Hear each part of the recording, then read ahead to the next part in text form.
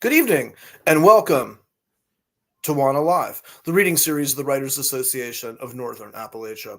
I'm your host, Damian Dressick. This is your other host. Christina Fasonic.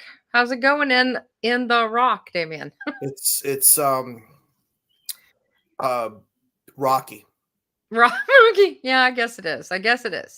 But we're at that part of the semester where you can see the light at the end of the tunnel and the weather's starting to turn nice, which is good and bad because students then start getting spring fever and they don't want to do their work, and neither do I. So I'm just as bad as they are. So we have a new writer on the show tonight. We do. Yes, we actually have one of the folks who makes big contributions to Pittsburgh's literary scene. Mm-hmm. We're excited. Yes, absolutely. And we were talking before the show. We've been wanting to have him on for years, so this is an exciting evening. Would you like to hear more about him? I would love to hear. I would love to hear more about him. Marc Nieson is a graduate of the Iowa Writers Workshop and NYU Film School. His background includes children's theater, cattle chores, and a season with a one-ring circus, which I'd like to hear more about. He's earned a Raymond Carver Short Story Award, Pushcart Prize nominations, and been noted in Best American Essays. His memoir, Schoolhouse: Lessons on Love and Landscape, came out in 2016 by Ice Cube Press. He teaches at Chatham University, edits The Fourth River, an incredible publication, and is at work on a new novel, Houdini's Heirs, which I think we're going to hear from tonight. And you can find him on his website at marknieson.com. So let's bring him out. We should bring him out. Yes. Hi, Marc. Hey, everybody out Good there evening, Marc. In live stream land. Hello. Thanks for tuning in. So did you go outside today? Yes, I took advantage. It was incredible. Yes, it was, I think, 72 here in Wheeling. Yeah, I think we got just about that much up. I'm up. Unfortunately, I'm not down in Wheeling. It's gorgeous down there. I'm in Pittsburgh. Well, they're similar. I've started to consider, at least I'm trying to make Wheeling the literary suburb of Pittsburgh. Yeah, I got a piece. You should know I have a piece of Wheeling in my car hanging from my rearview mirror. My daughter and I were coming through town. We're missing a city councilman. No, it wasn't him. Oh, or her. I'm sorry. No, we were passing through town and we got out and we walked along the river, etc. And we found this fishing lure that somebody obviously lost fishing, and it sort of looks like a crawdad, and it's been hanging. We were on a road trip and it became our road trip god, and it's been there ever since. And we're talking, I don't know, it could be 15 years at this point. Oh my gosh. Oh, I love that. I love the bits and pieces we take with us from places we go, right? Yeah. In either in here or a physical piece. That's awesome. I love that. So what are you're reading from your work in progress tonight, right? You want to tell us about that? Yeah, I thought it would be great to be able to do that. It's always nice to test out things and see how they're coming. It is an excerpt from this novel. It's called Houdini's Heirs. And I don't think you need to know anything else than it's set in modern day Coney Island at a sideshow primarily. There are other places the book goes to and other periods of time it goes to, but that's the heart of it is happening there. And certainly this excerpt I'm reading from is involves that landscape. Oh, that sounds great. All right, we will see you in a few minutes. Okay, again, such an honor. Thank you. Okay, so again, this is just an excerpt coming out of Houdini's Heirs. Hurry, hurry, hurry. That's right. Step it on up, you, and yes, you too, missus. Gather round one and all, mesdames et messieurs, signori, signoras, young and old, small and tall. Just when you thought there was nothing left to believe in, just when you were sure there wasn't nothing left to disbelieve in, well, let me tell you, I stand here before you today to testify that ain't necessarily so. No, my friends, the world is still a place that can capture and amaze you with what's humanly possible. But why take my word for it? Like they say, it's seeing that's believing. And right behind me here, behind this mere curtain, lies a threshold of thrills beyond the pale. of every day, a chamber of stark wonders, a peephole into the darkest, deepest corners of your imaginations. Sights that'll take the color right out of your skin and the sense from your minds. Freaks and geeks, the grand and the grotesque, miracles of the flesh, I'll guarantee you've never, ever seen before. And might never see again. That's right, this might be your last chance to witness these wonders live at this here boardwalk. That big wrecking ball's coming, so they say. But today, it's your lucky day, because you're here and we're still here, and for the humble price of but 2 bits, you can see it all with your own 2 eyes. That's just 1 bit per eye, mind you. A mere pittance for a peek at something you'll never, ever forget. So that's right, step right this way, step on up. It's showtime, folks. And so, maybe you do step up thinking, who is this guy kidding? Dressed in sequins and talking like that in this day and age? What is he, some kind of throwback, some snake oil salesman? And look at the face on that old barker, all wind-worn and wise, his nose puffed and infused with years of drink. And now there's some midget beside him playing an accordion, their backdrop of colored banners selling the rest, Spider-Girl and the Human Scar, Siamese twins and a real hermaphrodite, Dr. Volcano and Chutney, the Pinhead. Overhead, the sun sparkles over Coney Island. You glance beyond the boardwalk, back toward your waiting beach blanket. Oh, what the hell, you think, and you scrounge your pocket for some loose change. You hand the coins to the showgirl parked beside the entrance, and her cleavage tattooed with flames. She smiles at you demurely and parts the curtain's fold. Once inside, it takes a moment to adjust to the sudden dark. That's what you notice first, just before the smell overtakes you, one you recognize but you can't quite name. You're thinking animals and straw, a wet canvas, the faint remnants of gunpowder. Thinking there ought to be some striped big top overhead with tent poles and guy wires, cotton candy and clowns. But no, it's cramped in here, a whole line of you shuffling forward like lemmings. And for the first time you're thinking, maybe this wasn't such a good idea after all. But by now, you sense the space is opening, a pattern of bleachers glimpsed up ahead, the strain of that accordion again, rising. You find a seat elbow to elbow with strangers, smelling them now too, their sweat and suntan lotions, their collective breath baited for entertainment, salty with cynicism. Meanwhile, across from you spans a barely raised stage of scuffed plywood with a single spotlight carving out a small white circle mid-stage, quietly awaiting the next performer in this dime show. A moment would pass, and then another, a purposeful delay, a seduction. And then you'd see someone wheeling themselves out onto the stage, nothing but the casters of his cart squeaking, advancing at a snail's pace from out of the wing's darkness into that first muddied spill of light. And at first, he looked like some car mechanic rolling on a low creeper. Upon finally reaching his mark, though, he'd pivot round to face the audience and just sat there for a moment or two, for however long it took you to start taking in his crippled form. And then he'd step back off the cart, shrinking even closer to the floor, and waddle another step or two upstage, so you could now fully see his tiny bare feet poking out from the hips of his leotard. He wouldn't hide them. Oh no, he'd flaunt them. The strange little torso of a man, his neck slightly exposed now, his eyes averted in a posture of what? Deference? And then he'd wait there longer still until he could sense a shift in the air, that first whiff of discomfort, rustling in the bleachers, someone on the cusp of walking out, or perhaps digging into a pocket for a spare coin. He'd wait until you could almost hear that first jingle of pity. And then in a sudden gesture, he'd kick the cart off toward the wings, which slid with all the speed of a skateboard. He'd then unfurl one of his seemingly long arms from behind his back to produce, well, whatever it might happen to be for that particular show. A grapefruit, a typewriter, a wine glass, any object at all might appear perfectly balanced on his palm. And then he'd unfurl his other arm and pull out a second object, and then a third, a pencil sharpener, a doll, a potted plant. And sometimes he'd add a fourth, or later on a fifth, depending on his mood, depending on what they were.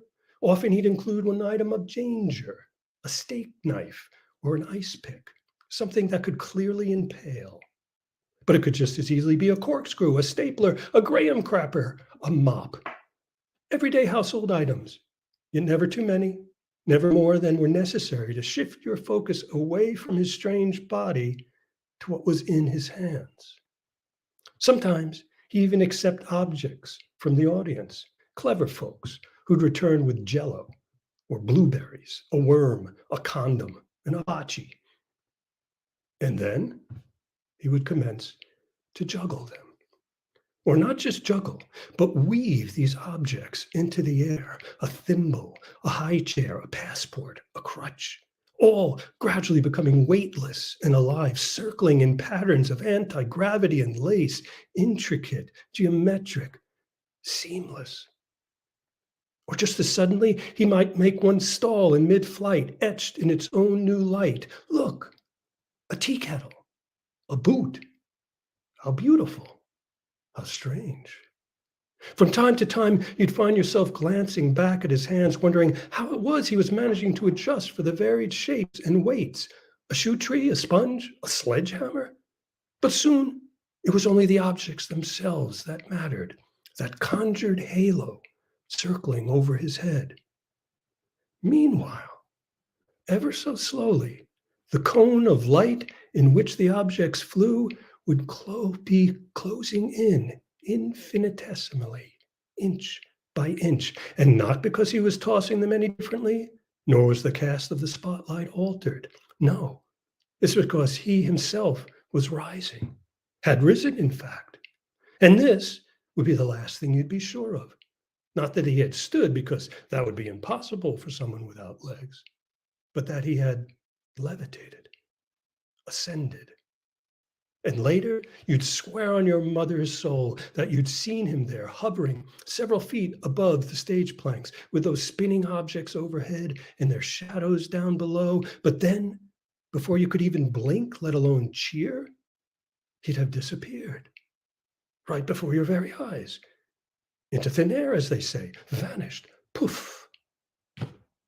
On stage, in that spare puddle of light, only the handful of objects remained, inert and glowing. And you'd also swear later that you'd seen them fall, heard them clatter to the ground. But of course, even that would be impossible. At best, an illusion. Okay, I'll stop there. Oh, thanks, Mark. That was great. I really love just as a, those kind of competing narrative voices. I think that kind of Barker character was so much fun, but it's kind of like you knew exactly when to let's shift gears and pull us into inside. Right. That was terrific. I really love the smoothness of the writing. Like it pulls you along really effortlessly. It's that kind of, I don't want to say this, it's that kind of perfection that it seems effortless, but you can tell, if you're, at least I suspect as another writer, it took a shit ton of time to get to that effortlessness for the reader. Yeah. And as we know, perfection doesn't really exist anyway, right? It could be an illusion. It is indeed. I think it's that little carrot out there that we all think we're running toward, right? Well, Galway Cannell told me, I like telling the story, when he came to Ohio University, and he said, I revise my poems, even the ones that have already been published. Right now, I'm revising one, and I'm about ready to go out and read it. So that idea like this is done or anything. But I agree with Damien. I love the language here and the intrigue and this sort of magicalness that we know, like the best of those illusionists. Even when you go in there going, he's not going to fool me. Mm-hmm. They fool you anyway, because they're so good at what they do. Yeah. I really love that. And I was thinking, though, How did you come up with these items? Like in your head, like why these things? Do you have an answer? Or is that just like what came to mind or Well, I think, I just was thinking, you've seen jugglers, and the classic thing is the one guy pulls out like the apple and the bowling ball, and so I thought about those weight differences and the size differences, and I said, well, let's just take it to a grander, the whole thing is surreal anyway, so let's go with that. But I did want to keep them all grounded in what's household, what it could be in anybody's house, and then it just became like, okay, let's throw down a whole bunch of these, and let's say, so let's put 3 or 4 together, which ones would go, and you just start playing with them. And I mean, I think some of my favorites were like the worm and the yeah, condom and the hibachi. I mean, there's just Hibachi was my favorite. so bizarre.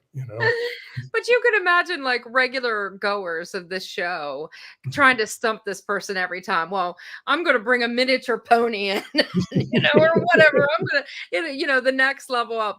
I'm going to really get this guy and never being able to stump him because he's Yep. just that good at this sleight of hand, this quickness of movement. I really enjoyed the vividness of this work. Like I could really see this. I felt like I was there. Oh, great! I could Thank you. smell You're the so fetid kind. odors. Well, and it made me also think about the Globe Theater, right? And these kinds of shows and attracting like the everyday person, like you said, like the common person and what that meant, squeezing Mhm. people in, not treating the performers well, all the odors and this place that isn't like clean and sanitary like maybe a modern theater would be, but a place Right. where even if you only had a dime, you could get in and see the show. Yeah. There's very little Christina clean and sanitary about Coney Island. Yeah. No, Is that's it what on your I mean. brochure? Yeah. I was born not far from Coney Island, and it's always been close to my heart. And you're right. And that was the thing I used to adore about I mean, when I lived in Manhattan, it was the summer. I mean, I could have taken trains out to Long Island. It was like, no, I'm going to Coney Island. And because it was, it's not for the beach, that's for sure. You could smell the bait while you're paddling around, but it was for the sideshow that was just on the boardwalk. There was just, I mean, they a lot of people know about the Mermaid Parade that I they was gonna. It's in my notes. The mermaid parade. Yes. yeah, and that opens the season, and that just sets the tone. And the place, part of this book ends up going back in time to the early 20th century, and at the turn of the 1900s, that was Paris at one point. That was the place to go to. It was the center of entertainment world and magic. And the kinds of, some of the first major electrical, Was it- yeah, one of the first places with shoes. electricity. Yeah, with the sign, the bulbs and yeah. Yep.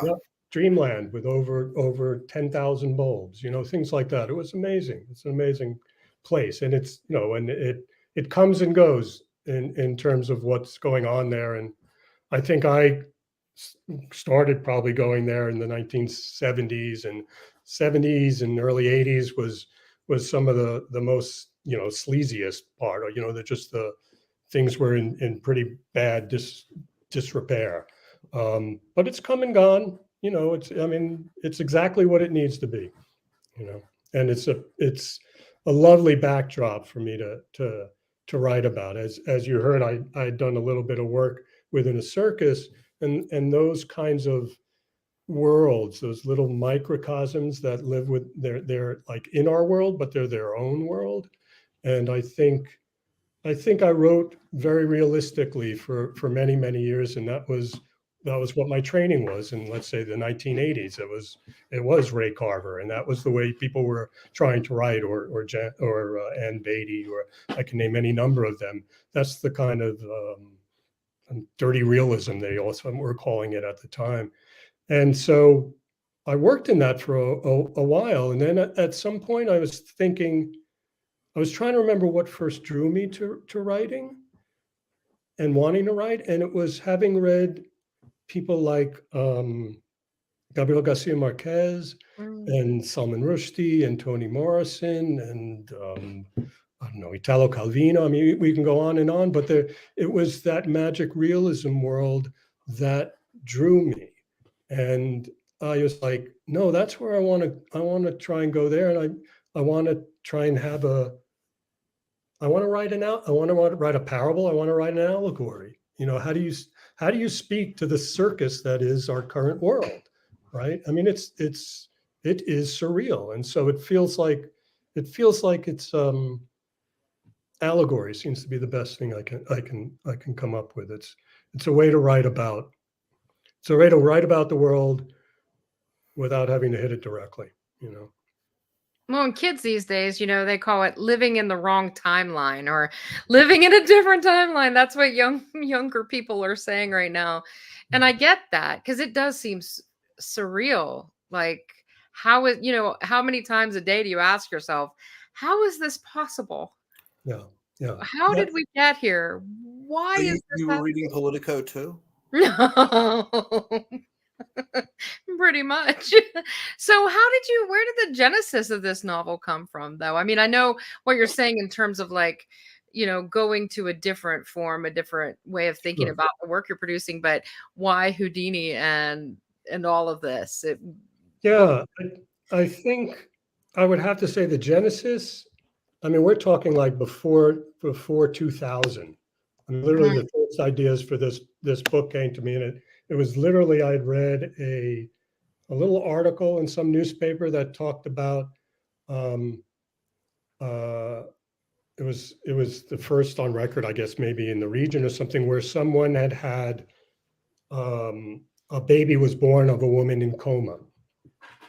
And I was got intrigued by that. That's the first thing that made me enter into the piece. And that component plays a part in this story. I mean, I just introduced you to one of the characters and one of the performers. There are several that play a role and looking at the family and how that sort of it's a family, you know, you're so much in each other's lives.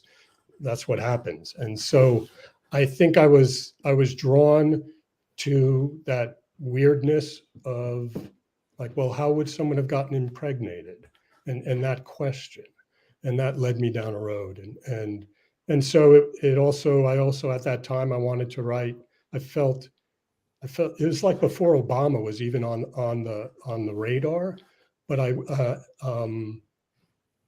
an aspect of Obama sort of ends up playing a role in this, not as a character, but about race. I wanted to write about race. It felt to me it's the issue, it's the scar, the open wound of this nation, and you know, that's something else I wanted to challenge myself to try and write about. So that's sort of like where the genesis came. I think, you know, as I mentioned, Coney Island's been near and dear to me, so I wanted to get into writing about that. Where did Houdini come from? I mean, once you start thinking about sideshow and vaudeville and all of those things, and it naturally led me to that. And I was thinking about Dreamland, and there was a major fire that burned it all down in 1913, and so that started me thinking about, okay, who was performing at that time? And it was like, oh, obviously Houdini, and so that all led to me then thinking about how does he fit into this, and how are all these other characters, you know, heirs to what he's been doing, but how are all of us all of us are freaks, you know, all of us are bizarre, all of us are trying to escape something or try to reach something, or you know, the big thing Houdini did was confront one's mortality. I mean, he put that on the line every time, and that's as communal as you can get. And so I don't know, usually when I work, even with short stories, I sort of wait till three things bump into each other, and then I start. Then I have something to sort of work with. And the three things for this were Houdini, who was also that coma thing, and The third was another place I'd always wanted to write about was the Gullah culture Mm. and the Sea Islands off of Georgia and South Carolina. And so then islands became something interesting, and what does it mean? So there was a number of those three things came together. It was like, oh, there's meat there. There's something to dive into. And So Yeah. That's when do you, where are you in the process? When can we get a hold of this here book? I don't know. I work really slowly. I mean, I take, my memoir from when I first started, it was, close to 20 years. So I don't know. I'm on the horse again. We're working on it, and you'll be the second person to know. How's that? well, I can I tell don't you know that. who the first one. Maybe my mother. I don't know if she's still alive. We'll see. But yeah, yeah. No, as my mother would say, from your mouth to God's ears. So if it can come out, we'll try and make that happen, Damien. I'll let you know for sure. Well, I'm looking forward to it, and I can tell you that Jerry Rieger has showed up on, left a comment, a really wonderful exposition, visual, impending, as in a sense of impending something, action, outcome, result, understanding, not suspenseful but expectant. Really good work. Descriptions, almost physical manifestations. Nice. I like that suspense, not suspenseful, but expectant. And I think that's also something, I mean, it's so easy to go into sensational in this thing. And the big part of this is bringing all of these people that are in sideshows and are differently abled and their bodies are bizarre, is taking that out of the realm of it being other, and getting to know them as individuals. And that was a leap I had to make also. And I went and spending time in the sideshow and talking with people and being involved. And so you have to do your due diligence here also, right? And I mean, I spent some time on Sapelo Island, and I did some research. So you knew that, and I have I guess what they call sensitivity readers. I mean, you want to go where you want to go, and the culture is a little less than forgiving these days. But I still believe you can write fiction. You can write about anything. It's a question of whether you do it well or do it with respect. I should be able to write, from a 13th century woman's, from Portugal's point of view. I mean, there are people who will argue against this and talk about appropriation, but I think there's ways. I mean, the extension of this is that all you can write is your own life, and then all anybody is writing is memoir, and that would be the death of fiction and imagination in a way. And so I don't know. I mean, I'm bringing that up because, part of why this novel has taken so long is I shelved it for 2 years, feeling like there's no way I can write from the perspective of a half African American woman. Mm. And I just felt like there's no way I can do that nowadays. And then I slowly figured out, okay, well, you can change the point of view. You don't have to speak from her, but you can speak about, and I have readers, and I'm trying to do the best I can, but I do deeply believe that this is where your imagination, your creativity lie, and I don't know what else to say about that, but it's something obviously one has to reckon with. Well, and I think these are things that a lot of readers do not think about that we're thinking about.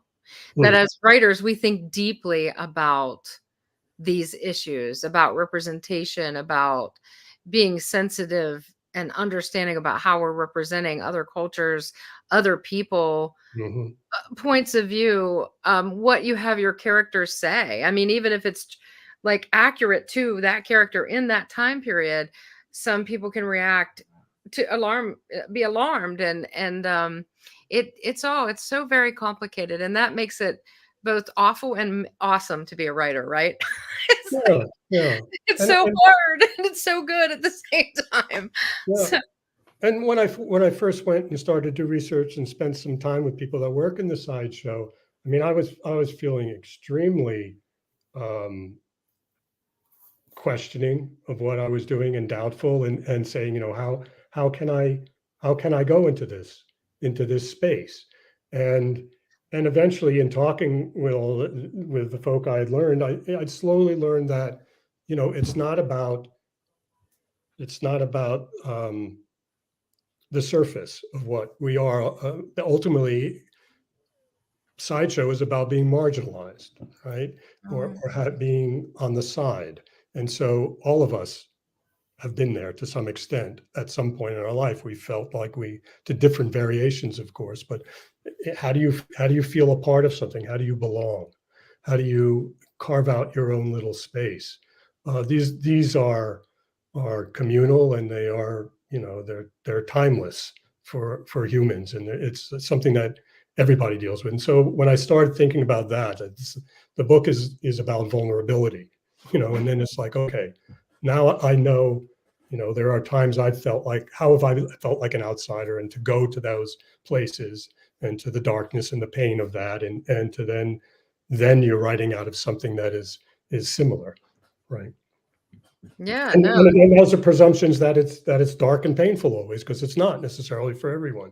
So you play with that from the variations of the people that I have, that people the sideshow.